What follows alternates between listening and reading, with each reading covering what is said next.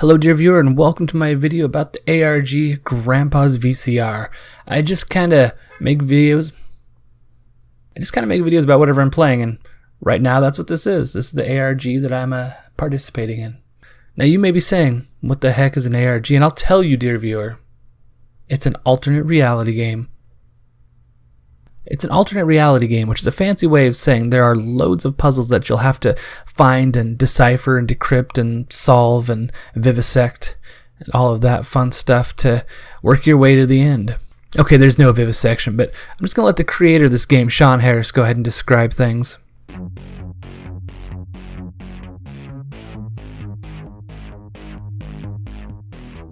I'm Shawn, the creator of Grandpa's VCR. I'm proud to say this game is finally reaching the light of day after 13 long years of working on it. Now originally, it was just going to be a puzzle game for mobile phones, but then fate gave me a friggin' throat punch.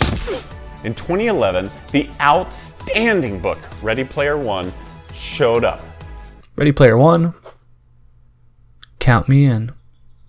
It occurred to me after I read it that I wanted the game in that book to be real. I wanted to play Ready Player One. Those clips that we just saw are from the Indiegogo campaign for this ARG, but let me go ahead and show you what happens at the end of this video.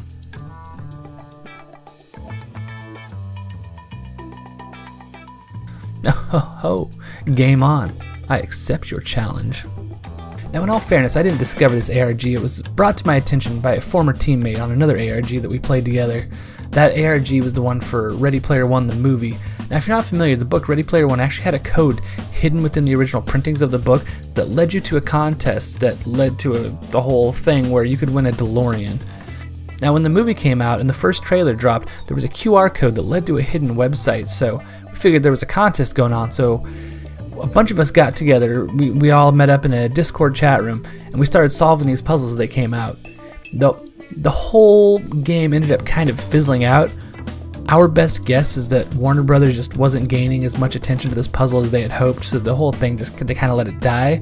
That's our theory. We don't know why it died, but it started off as, it looked like an ARG. There were hidden puzzles that led to hidden things, but there was never a prize. But either way, for a year I lived out my favorite book, which was pretty awesome. But I met a lot of really great people during that ARG, and a bunch of us have gotten together again to take on this one, which has a cash prize, so that makes it a little bit of fun. So now let me introduce you to my teammate Brandon. This is Brandon Coughlin. I'm 39 years old and I live in Spokane, Washington. I was asked to be involved in this as a gamer and was excited to learn about it, and also to join up with some friends that I've met on the website to join with them and race for the prize with Grandpa's VCR. So I was asked to answer some questions. I'll start off with the ARGs first. The question was, how did I hear about ARGs? To be honest, it has not been very long that I have been familiar with them. I've only known about ARGs for about 9 months, and I first discovered them through the book Ready Player One. One night I was on my phone looking through Twitter and saw that there was a user named Halliday's Ghost who had posted a question, "Are you ready?" And that question quickly led me to realize that there was a mystery behind that question that needed to be solved. And so I, through that, quickly found the Reddit forum about that, and then also quickly the Discord group who had been discussing that question and others. Things like secret letters in the Ready Player One trailers that had come out, and other things like that. And that led me to the idea of ARGs and these games within the game that the users, the makers of them, will do to bring people into enjoying them as much as they do. So I quickly learned what that process was like, how people did them, how to play them, things that I had never heard of before, like Caesar ciphers, things that sounded like computer programmer things like hexadecimal and octadecimal, and things that I'd never heard of before, but quickly understood that there were codes and ways to use to break down some of these puzzles that people had created a lot of times. So now let me introduce you to my teammate Friday. Tell us about yourself. Well, I am known as Friday. You can call me Friday. I am an 80s baby, and that's as far as I'll go with that.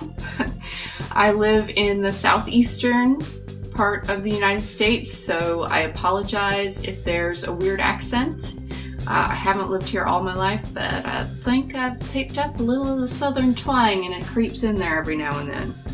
So what got me into ARGs was actually Ready Player One. There was actually a book ARG where the winner won a DeLorean. The prize wasn't even really the most fascinating part for me. It was that the secret to getting to the website to start the game was actually hidden in the published book itself. I like digital copies, so I sort of missed out on that whole game.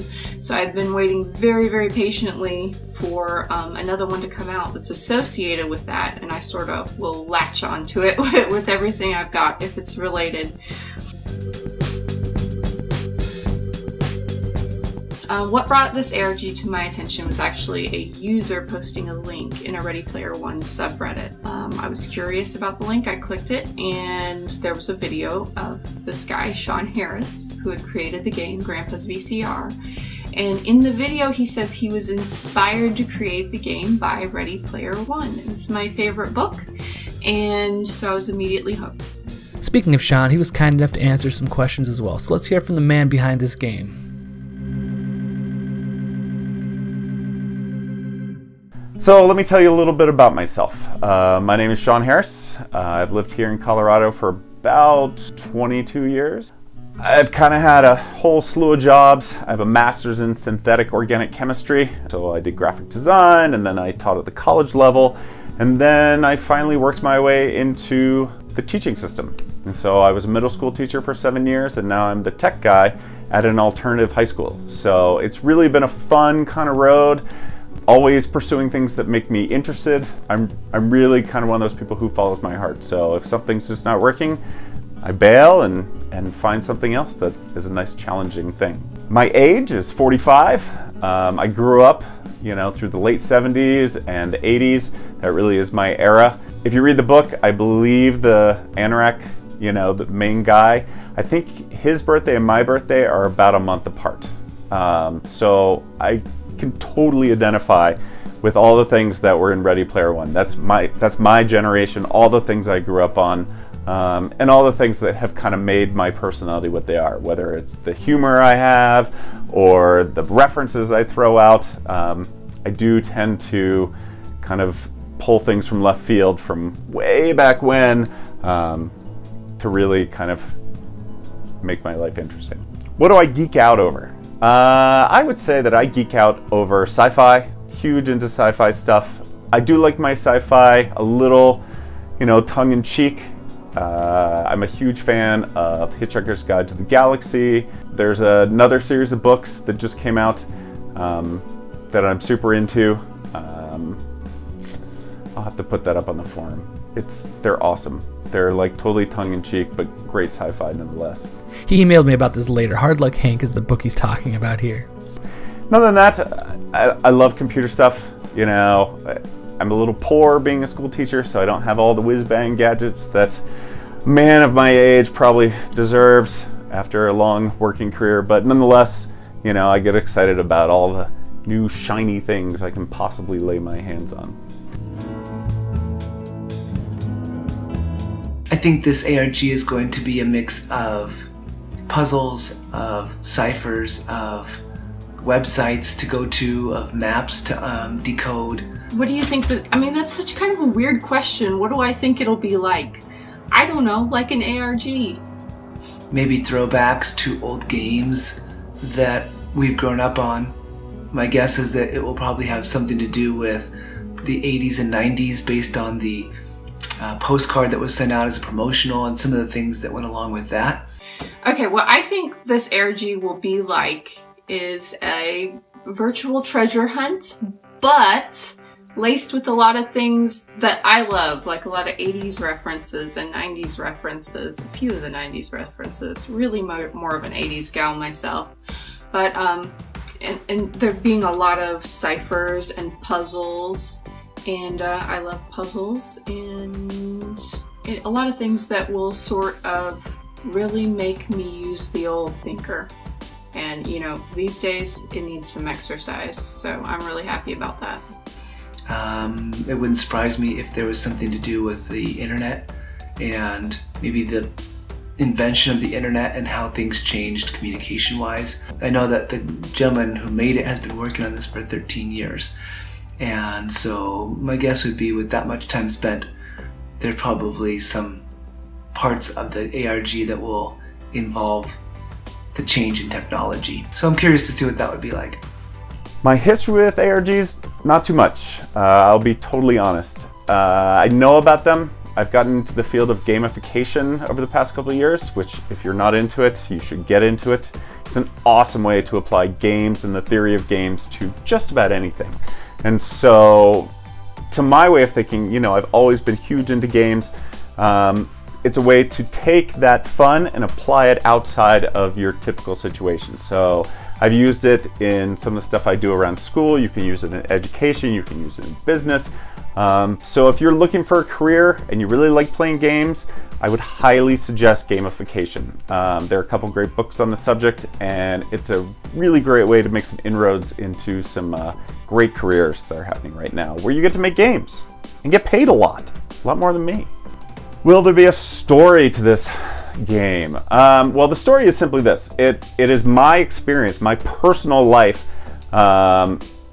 going to my grandfather's house to set up his VCR. My grandfather, like so many old people, really struggled with technology, and he couldn't set the time on his VCR to save his life. And time again, something would happen, whether the power would go out or it would get unplugged or he would hit a button, God only knows. Basically, he would call me desperate to set the time on his VCR so he could record shows. So this game story is really my story, in terms of, you know, going through that on a monthly basis, shall we say. Beyond that, each of the little parts in that revolve around either elements of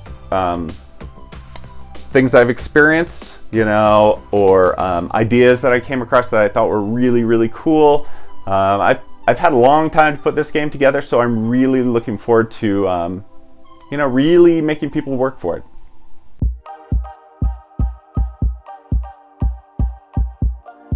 Are you concerned about cheating? No, I am not concerned about cheating. The game creator actually posted an update to the Indiegogo stating that he would personally ask some questions and in order to do a verification that no funny business had gone on in the winning of the contest. The short and easy answer is no, I don't think so. And the reason that I don't think that cheating will be a problem is because, number one, the creator of the game has already been aware of some of the things that people have done to try to get access to the game early. Things like trying to find other pages within the main web page to find access points to that, to get certain clues or hints early, or find solutions to some of the questions early.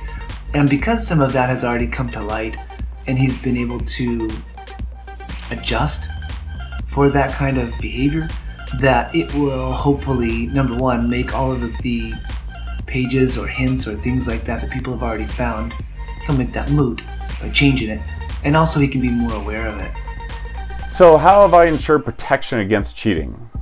I would say probably the best way for me to protect against cheating is the fact that I know the game. I know it inside and out, upside down and backwards. I know how every hint works, where every puzzle piece is, and if people get pieces either too quickly or whatever, then I intend to have a system in place where they have to answer some questions about the game and how they solved some puzzles to assure that they didn't cheat.